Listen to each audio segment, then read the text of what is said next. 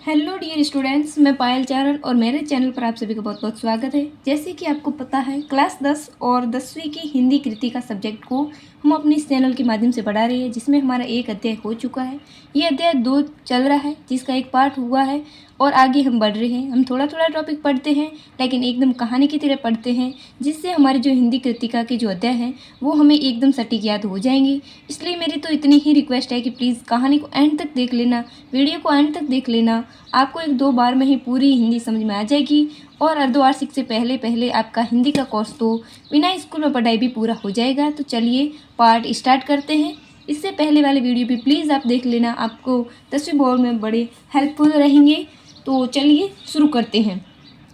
चित्रलिखित से में माया और छाया की इस अनूठे खेल को भर भर आंखों देखती जा रही थी। प्रकृति जैसे मुझे सयानी बनाने के लिए जीवन रहस्यों का उद्घाटन करने पर तुली हुई थी। धीरे धीरे धुंध की चादर वो थोड़ी चौड़ी। अब वह पहाड़ नहीं, दो विपरीत दिशाओं में आते आते पहाड़ थे। थोड़ी देर बाद ही वे छाया पहाड़ अपने श्रेष्ठतम रूप में मेरे सामने थे। जीप थोड़ी देर के लिए रुकवा दी गई। मैंने गर्दन घुमाई। सब और जैसी जन्नत बिखरी हुई पड़ी थी। नज़रों के छोर तक खूबसूरती खूबसूरती, अपने को निरंतर दे देने की अनुभूति। कराते पर्वत, जो झरने, फूलों, घाटियों, वादियों के दुर्लभ नज़ारे। वहीं कहीं लिखा था थिंक ग्रीन, यानी प्रकृति जो कवित्री है वो हमें मधुकांकरिया वो हमें अपने जीवन वृत्तांत, यानी वो किसी जो देखने गई थी पर्वत, उन पर्वतों के बारे में उनकी विशेषता बता रही है कि अब पर्वतों में धुंध बहुत ज़्यादा थी और धुंध के बाद पर्वत कैसे लग रहे थे। आश्चर्य पर पल भर में ब्रह्मांड में कितना कुछ घटित हो रहा था। सतत प्रवाहमान झरने, नीचे वेग से बहती तिस्ता नदी, सामने उठती धुंध, ऊपर मंडराते आवारा बादल, मंदिम मंदिम हवा में हिलोरे लेते प्युत्ता और रोडोडेंड्रो के फूल, सब अपनी अपनी लेह तान और प्रवाह में बहते हुए चेर बहती और समय के इसी सतत प्रवाह में दिन के सा बहता हमारा वजूद। पहली बार एहसास हुआ जीवन का आनंद है, यही चलायमान सौंदर्य है। संपूर्णता की उन क्षणों में मन इस बिखरे सौंदर्य से इस कदर एकात्म हो रहा था कि मैं भीतर बाहर की रेखा मिट गई थी।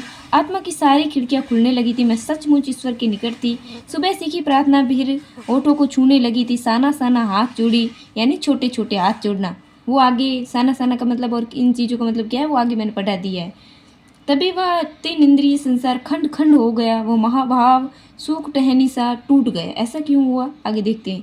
दरअसल मंत्रमुग्ध सी मैं तलिंद्र अवस्था में ही थोड़ी देर तक निकल आई थी। अचानक पाँवों पर ब्रेक सी लगी, जैसे समाधिस्थ भाव में नृत्य करती करती किसी आत्मलीन नृत्यांगना के नुपुर अचानक टूट गए हो।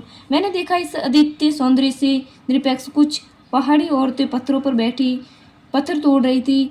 गूंथे आटे सी कोमल काया पर हाथों में कुदाल और हथौड़े, कईयों की पीठ पर बंदी डोको, यानी बकरी टोकरी में उनके बच्चे भी बंधे हुए थे। कुछ कुदाल से भरपूर ताकत के साथ जमीन पर मार रही थी। इतने स्वर्गीय सौंदर्य, नदी, फूल, वादियों, झरनों के बीच भूख, मौत, दैन्य और जिंदा रहने की यह जंग। मातृत्व और श्रम साधन साथ साथ वहीं पर खड़े। बीआरओ एक कर्मचारी से मैंने पूछा, ये क्या हो रहा है। उसने चुगलबाजी के अंदाज में बताया कि रास्ते में गुजरते हुए आप शिखरों से टक्कर ले जा रही है। उन्हीं रास्तों को पहाड़ी चौड़ा बना रहे हैं। मतलब जो रास्ते से लेखिका वगैरह मतलब जो जा रहे थे साधनों से, जीप वगैरह से, और जो कारीगर है वो उन्हीं रास्तों को चौड़ा बना रहे थे, यानी जो हिमालय है उस पर रोड बना रहे थे। और ये लेखिका से देखा नहीं गया कि इतने अति सौंदर्य को कोई बिखेर कैसे सकता है, वो भी चंद सुखों के लिए। क्या पैदल नहीं चल सकते, ऐसे उसके दिमाग में भाव चल रहे थे। बड़ा खतरनाक कार्य होगा ये, मेरे मुंह से आकस्मिक निकला। यह संजीदा हो गया। कहने लगा, पिछले महीनों तो एक की जान भी चली गई। बड़ा दुसाध्य कार्य है पहाड़ों पर रास्ता बनाना। पहले डायनामाइट से चट्टानों को उड़ा दिया जाता है, फिर बड़े बड़े पत्थरों को तोड़ मरोड़ कर आकार के छोटे छोटे पत्थरों में बदल दिया जाता है। फिर बड़े से जाले में उन्हें लंबी पट्टी की तरह बिठाकर कटे रास्तों पर बाड़े की तरफ लाया जाता है। जरा सी चूक और सीधा पाताल प्रवेश, यानी पहाड़ों पर रास्ता बनाना आसान नहीं है, इसलिए जो लोग बनाते हैं उनकी जानें भी चली जाती है। और तभी मुझे ध्यान आया, इन्हीं रास्तों पर एक जगह सिक्किम सरकार का बोर्ड लगा था, जिस पर बड़े बड़े अक्षरों में लिखा था, ever wondered who defied death to build these rites. मतलब ये है कि आप ताज्जुब करेंगे, पर इन रास्तों को बनाने में लोग मौत को जुटलाते जुटलाया है। एकाएक मेरा मानसिक चैनल बदला, मन पीछे घूम गया। इसी तरह का एक बार पलामू और गुमला के जंगलों में देखा था। पीठ पर बच्चे को कपड़े से बांधकर पत्तों की तलाश में वन वन डोलती आदिवासी युवतियां उन आदिवासी युवतियों के फूले हुए पाव और रेखा का अपना दूसरा यात्रा वृत्तांत भी इसमें बताई जा रही है कि ऐसा तो कहीं जगह होता रहता है। चलिए आगे बढ़ते हैं।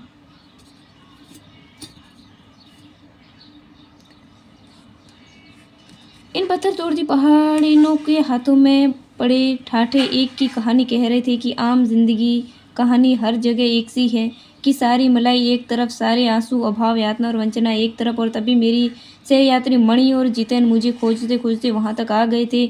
मुझे गमगीन देख जितेन कहने लगा, मैडम ये मेरे देश की आम जनता है, इन्हें तो आप कहीं भी देख लेगी।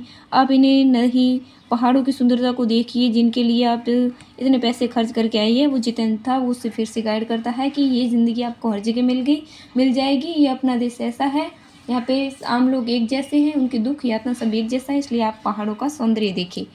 ये देश की आम जनता ही नहीं, जीवन की प्रति संतुलन भी है। ये वेस्ट एंड रिपेयरिंग है, इतना कम लेकर इस समाज को कितना अधिक वापस लौटा देती है। मन ही मन सोचा मैंने। हम वापस जीप की ओर मुड़ने लगे कि तभी मैंने देखा वह श्रम सुंदरिया किसी बात पर इस कदर खिलखिलाकर हंस पड़ती थी। जीवन ठहरा उठा था, वह सारा खंडर ताजमहल बन गया था। हम लगातार ऊंचाइयों पर चढ़ते जा रहे थे। जितन बता रहा था, अब हम हर मोड़ पर एयरपिन बेंट और लेंगे और तेजी से ऊंचाई पर चढ़ते जाएंगे। एयरपिन बेंट के ठीक पहले एक पहाड़ पर देखा 7-8 वर्ष की उम्र के ढेर सारे बच्चे, पहाड़ी बच्चे स्कूल से लौट रहे थे और हमसे लिफ्ट मांग रहे थे। जितन ने बताया, हर दिन 3-3.5 किलोमीटर पहाड़ी चढ़कर ये बच्चे स्कूल जाते हैं। क्या स्कूल बस नहीं? मणि के पूछने पर जितन हंस पड़ा, मैडम ये मैदानी ही नहीं, पहाड़ी इलाका है, मैदान की तरह। यहाँ कोई भी आपको चिकना वर्बीला नहीं मिलेगा।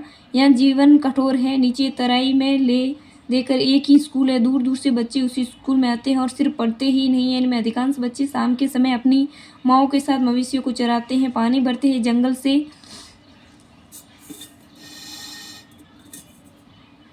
लकड़ियों के भारी भारी गट्टर ढोते हैं। खुद मैंने भी ढोए थे। खतरा अब धीरे धीरे बढ़ने लगा था। रास्ते और भी संकरे होते जा रहे थे। कई बार लगता जैसे रास्ते को इंच टेप से नापकर एक जीप जितना ही चौड़ा बनाया गया था। यानी रास्ते जो है पहाड़ी इलाकों पर अब रास्ते भी छोटे पड़ रहे थे, लेखिका को ऐसा लग रहा था।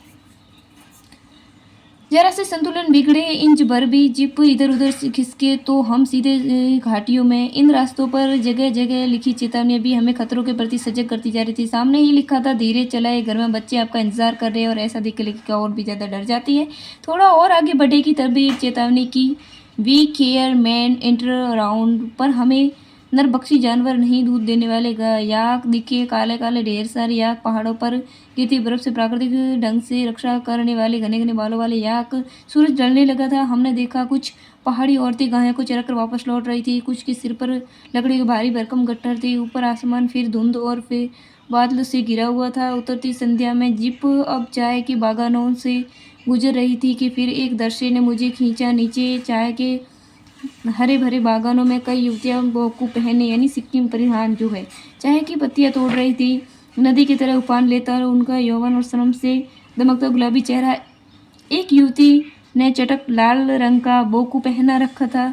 सघन हरियाली के बीच चटक लाल रंग डूबते सूरज की स्वर्णिम और सात्विक आभा में कुछ इस कदर इंद्रधनुषी छटा बिखेर रहा था। मंत्रमुग्ध सी मैं चीख पड़ी थी।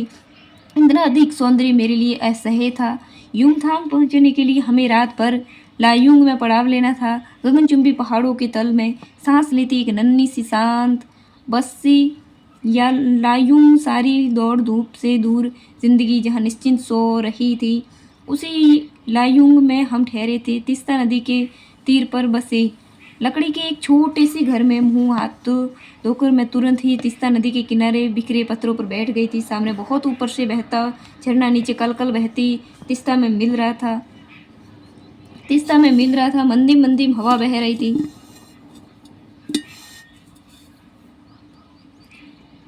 मंदे मंदे में हवा बह रही थी, पेड़ पौधे झूम रहे थे, गहरे बादलों की परत ने चांद को ढक रखा था। बाहर परिंदे लोग और अपने घरों को लौट रहे थे। वातावरण में अद्भुत शांति थी। मंदिर की घंटियां सी, घुंघरुओं की रुकुहाट सी, आंखें अनायास भर आई। ज्ञान का नन्हा सा बौद्धिक स्व जैसे भीतर उगने लगा। वही सुख, शांति, सुकून है, जहाँ अखंडित संपूर्णता है। पेड़ पौधे, पशु और आदमी सब अपनी अपनी लय, ताल और गति में है। हमारी पीढ़ी से प्रकृति की इस लय, ताल और गति से खिलवाड़ कर अक्षम्य अपराध किया। हिमालय अब मेरे लिए कविता नहीं, दर्शन बन गया था। तो आज के लिए कहानी में इतना ही। पूरी कहानी हम अगले टॉपिक में पढ़ेंगे, नहीं तो बहुत बड़ी हो जाएगी तो आप लोगों को समझ में नहीं आएगा। इसलिए प्लीज़, थैंक यू वीडियो